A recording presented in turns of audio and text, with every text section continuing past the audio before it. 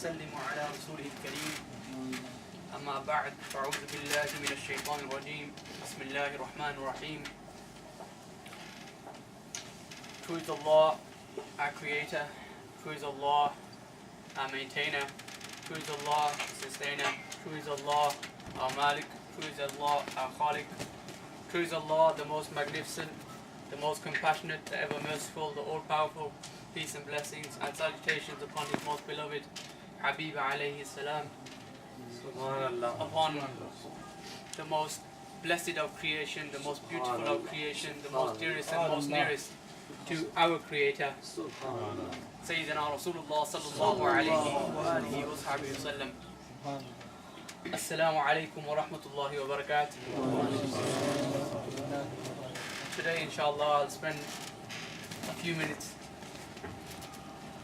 basically getting to the essence of what this Astana is all has come to teach us over the last couple of years, that we've been blessed with the presence of two great shuyukh, mashallah, two king of kings in their own field, who come here every year to purify our hearts, to cleanse all the hatred, all the sin that we're all full of, and they come and fill us with the love of Habib, the love of Sayyidina Rasulullah sallallahu alayhi wa sallam. They come to teach us not only how to enrich our lives, but teach us the essence of what Islam is all about. And the message that they've constantly taught us through all their teaching is all based around this idea of love. Now, when you talk to a normal Muslim who is not someone who is within the fold of tariqah, they would consider Islam as a general set of generic laws based on Sharia. They consider Islam to be based on two things. The first is an intention to carry out an act. The second is the act itself. Now, all of you here, as being in the presence of such a great sheikh, and also being in the brotherhood of tariqah, you understand that not only are these two things important, but in order for them to become accepted, or in order for them to become reinforced in such a way that they become solid, you need the love of Rasulullah sallallahu alayhi wa sallam. In order to complete the iman of a Muslim, it becomes necessary in order to have the love in your heart for Sayyidina Rasulullah sallallahu alayhi wa sallam. And you'll meet many people in the world who say, why is it you love the Prophet sallallahu alayhi wa sallam so much? What is it you see in Rasulullah sallallahu alayhi wa sallam that you see in no other Anbiya alayhi salam? And how do you justify your beliefs and the way you praise Rasulullah sallallahu alayhi wa sallam? And many of us, when we're posed with such questions, we wouldn't be able to fully explain why it is that we treat Rasulullah sallallahu alayhi wa sallam in the way we do. And if someone asks you for a proof from Al-Quran al-Kareem or from a certified ahadith of Sayyidina Rasulullah sallallahu alayhi wa sallam, how many of us within this room would be able to say that we could say with confidence to that person that everything I've told you based on either Allah Azza wa Jal's word or the words of Sayyidina Rasulullah sallallahu alayhi wa sallam, and any words that I have given you, they are authenticated by hundreds of scholars. So there leaves no room for dispute. I mean, people who come up to you and say there's different interpretations of Al-Quran al-Kareem, how can you tell me through the words, to the actual words themselves, that it is necessary, it's a condition of Iman to love Sayyidina Rasulullah sallallahu alayhi wa sallam.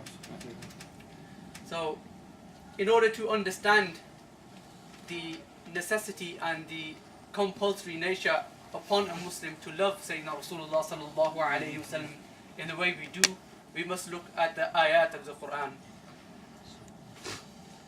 I mean, we come here within these mehfils and we recite the same statements over and over again, and many of us come in and go, we don't realize the meaning of what we're saying, or we don't contemplate on the actual wording, the actual beauty of the words that you're reciting.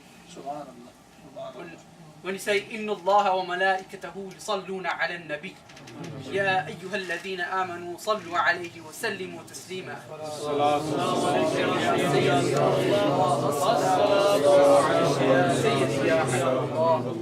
What is the meaning of these words?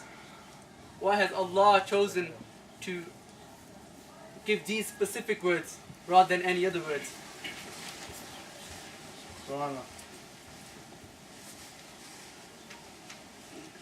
What is it about this statement that makes it necessity upon a Muslim to love Sayyidina Rasulullah sallallahu alayhi wa sallam? And what does this statement mean? Allah Azza wa Jal is saying, verily the angels send blessings and salutations upon Sayyidina Rasulullah sallallahu alayhi wa sallam abundantly, and Allah Himself is using the imperative tense. So Allah is giving you a command as one of His creation to send blessings upon Sayyidina Rasulullah sallallahu alayhi wa sallam. But not only does Allah stop there in Surah Tawbah in ayah number 24, the word used in Al-Quran Al-Kareem isn't what people call love, muhabba.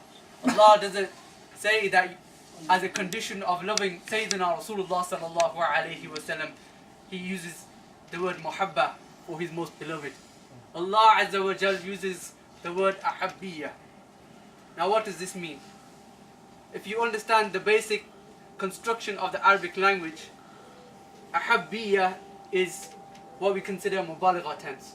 This is the tense used to show an excessive type of action or excessive type of performing a certain type of task. And within Al-Quran Al-Kareem in Surah Tawbah 24, Allah says, أَحَبَّ إِلَيْكُم مِّنَ اللَّهِ وَرَسُولِهِ.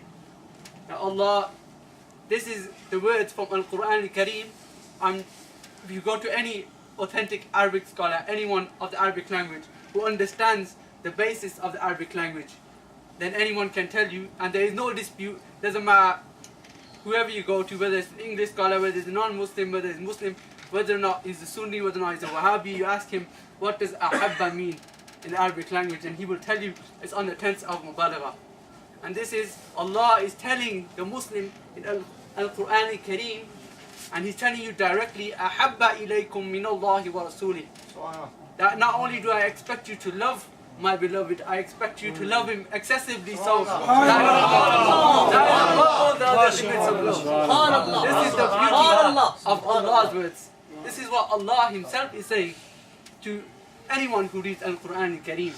So when somebody asks you, why do you love Rasulullah sallallahu alayhi wa sallam in this way, just point them to this ayat in Al-Quran Al-Kareem and say, brother, you do as much tafsir as you want of this ayat, you go to as many Arabic scholars as you wish, and he will tell you the same thing that I have told you, that Allah Azza wa Jalla Himself is using these words because of His love for His beloved Habib. And this is the expectation of Allah Azza wa Jalla upon creation, to show that same excessive nature of love towards His beloved Habib in this way. And through loving Sayyidina Rasulullah sallallahu alayhi wa sallam, you not only become better people, you not only become more purified within your hearts, you open the gateway to allowing all the good things in your life to enter. And the greater love that you have for Rasulullah sallallahu alayhi wa sallam, the more in depth, the more greater your understanding will become of the Arabic language.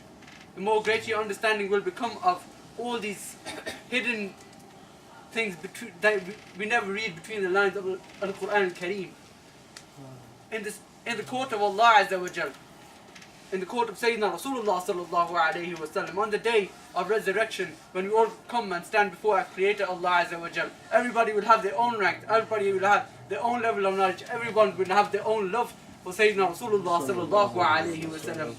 But on that day, one of the first people that will be resurrected under the throne upon which Sayyidina Rasulullah sallallahu alayhi wa sallam will sit, upon Arshullah, with the wings of the angels stretched out, underneath, below the shade of the wings of those angels who are holding up the throne of Arshullah, it will be the lover of Sayyidina Rasulullah sallallahu alayhi wa sallam. We will be the ummah of Sayyidina Rasulullah sallallahu alayhi wa sallam.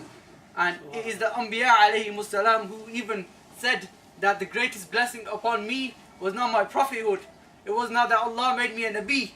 It was that I would have wished to be amongst the ummah of Sayyidina Rasulullah sallallahu alayhi wa sallam. So you realize the station, the blessing you have been given just to come after the time of Sayyidina Rasulullah sallallahu alayhi wa sallam. Despite what anybody tells you, the greatest blessing that you have, besides being a Muslim, is to be amongst the ummah of Sayyidina Rasulullah sallallahu alayhi wa sallam. For it is Rasulullah sallallahu alayhi wa sallam who has compelled the angel of death to show leniency to every single person who is amongst the ummah of Sayyidina Rasulullah sallallahu alayhi wa sallam. No other Anbiya can claim this station, no other Anbiya can claim such a right over the angel of death other than Sayyidina Rasulullah sallallahu alayhi wa sallam. And Allah Azza wa Jalla has said to the angel of death, and has said to the 20,000 angels around the angel of death in the second heaven, that for every 24 hours, for every servant of Sayyidina Rasulullah sallallahu alayhi wa sallam, for every person that comes from the ummah of Sayyidina Rasulullah alayhi wa sallam, show him extra leniency.